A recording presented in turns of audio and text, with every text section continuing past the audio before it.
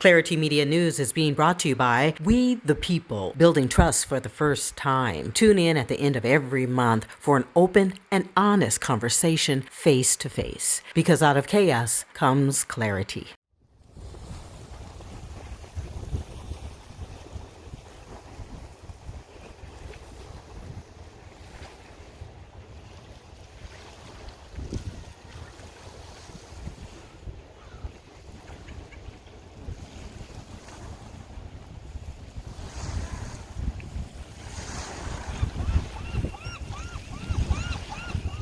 At 11, two shootings on opposite sides of the Bay Leave Avenue in the Bayview district happened about 6 this evening. The condition of the victims is unclear. We've just learned that police are moving officers from other parts of the city to help stop the violence in the Bayview. I'm not anti-white, I'm not anti-Asian, I'm not anti-Pacific Islander, I'm not anti-Latino, but I am pro-black. My concern is about black people, and so this is why I put this on, because I'm concerned about black people. I'm concerned of the lack of investments into our communities. It's been the lack of investments for over 55 years. And then also, when we talk about District 10, I think the Board of Supervisors think, oh, it's a District 10 problem. No, it's a city and county of San Francisco problem. And all of you should be standing with us to help us with, trying to come up with strategies, investments for young people, workforce development, substance abuse, homelessness, education, housing, all of these things, mass incarceration. The population in our jails come from 94124, which is Bayview. And so, again, what are you doing about it? For Black San Franciscans who have not been gentrified or starved nearly to death with the lack of education, employment, housing opportunities, incarcerated, drug overdosed, killed by gang violence or police, the years of disparity, frustration, and trauma are felt by former residents like myself. It's felt by those who remain, including the first African-American woman mayor of San Francisco, London Breed. We are here because we've had so much heartbreak and tragedy in our community. I don't know about you, but I remember a time where Bayview, Fillmore, all of us, when we were kids, we used to drive through every neighborhood, Sunnydale, Lakeview, OC Projects, that's right. But the fact is, we were one community.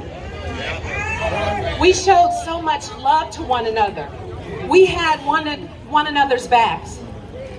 And something over the years went terribly wrong. Something happened that destroyed our community, our connection. We remember in the 1980s when crack was infused in our communities. I remember one of my friend's moms, when I went to Wrap Your Wheel, she would walk all the kids to school every day. And then all of a sudden,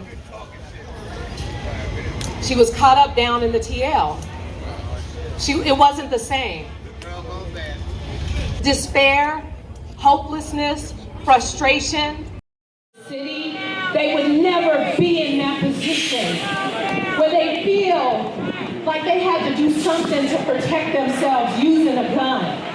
Say it. And let me just say this. We diverted resources. We're going to infuse support in this community like never before, but I need you guys to be at the table. I need you to be at the table. I need you to show up. I need you to take action. Even if you don't know what to do, just be there. Just be there. That's number one. Number two, I know that some of our young men who are involved in some of the violence happening in this community may not feel comfortable being here, may not know what to do and how to get out and what we need to do. Now y'all know James, who worked with SBIP. And we have a plan that doesn't completely involve the bureaucratic nonsense of the city. If you have a family member, somebody you know that is in trouble, that doesn't know what to do, that is a willing participant and need help for us to support them to get them out of this mess so that we can save their lives. Amen. Former District 10 supervisor and now president of the San Francisco Police Commission, Malia Cohen, is rolling up her sleeves to get involved in this MegaBlack agenda. What does that mean? Understanding who people are and who we are serving. First and foremost, eliminating the term gang. Recognizing that people are connected to families. Understanding that this is a trauma-informed piece of policy that we're working on. We are paying attention to bias that exists in the department. We are paying attention to audits, to making sure that we are spending money wisely, not frivolously. Making sure that we are deliberate on who is serving the Bayview community. San Francisco Public Defender Manu Raju's been working in the Public Defender's Office of the city for more than 12 years now. He says he's out today to make sure that he sees, hears, and supports the African American population of San Francisco. To truly see people, to truly hear people, and to truly fight for them, and also to acknowledge that.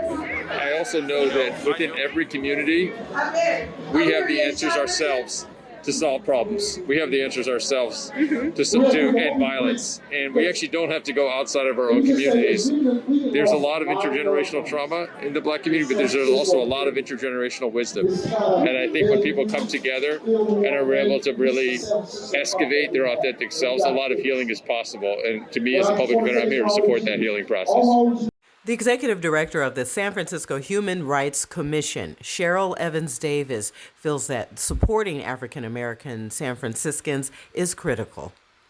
I think it really was just critical to bring community together to address what's happening and not forget about the plight of Black folks and the gun violence and other issues. So I think this is about solidarity, but I think more importantly it's about developing strategies and solutions to address gun violence. I asked Director Davis to address the recent attacks against Asian Americans and the tensions between the African American and Asian American communities. And he runs away with a vengeance. But after so we know that there's an increased attention and focus on the tension between the Black and Asian community, but we don't want to lose sight of the struggles and the history of the Black community, especially here in District 10 and Bayview area. So this is really about not losing sight of the history, the past, and the continued, some would say neglect, some would say the invisibility of Black folks and the tension that exists within this community. Anthony, 14 years old, full grown, now tearless, can't recall the last time he shed his pain, living in a foster home where they barely even know his name. 15 minutes in his shoes, you'll have more than the blues, because 16 years ago, he was abandoned. Drug-addicted mother couldn't even stand him, so her sister raised him as if she made him. Uncle loved him, fed him, and bathed him. While temper tantrums had his lungs expanded, screaming and cursing, no one understands him. San Francisco's first Jewish, Latina, and immigrant from El Salvador elected as District 7 Supervisor, Myrna Melger, says why she supports MegaBlack. It was important for me to be here to support Felicia because the issues that affect the Black community, violence affecting the Black community is an issue that affects all of us. We can never get to safety. We can never get to peace. We can never get to criminal justice reform without addressing the people who are affected the most first. And so all of the things that it's going to take, to reduce violence, job creation, supports for families, supports for youth, we have to do it together. We have the same experiences. We shouldn't just come together when there's a funeral, but that became the norm. Every time there was a loss of life in our community, that's the only time we celebrated together, when we were celebrating a loss of life. We deserve better than this. We deserve to have our sons, our husbands, our fathers. We deserve to have them here with us today. But I want to be clear, I'm making moves because I don't want people, especially black people in this city, to continue to go through and struggle through what we all have had to grow up and endure. I diverted $120 million to the black community of resources that were in various law enforcement agencies in this city. And when I diverted that, I didn't do it because of a bunch of advocates who said what I should do. I knew what I needed to do. MegaBlack San Francisco, made up of strong black women, their supportive allies, and plain old black folks like myself who just want to have a better way of life. You love me or you hate me, right? This is a calling that God has on my life to fight for you. In order to save the people, you must serve the people. In order to lead the people, you must love the people. The struggle is real for black San Franciscans. That's why MegaBlack was created. From the Bayview Hunters Point to the Fillmore, we still struggle. I lost my father and my brother in the same year, tragically.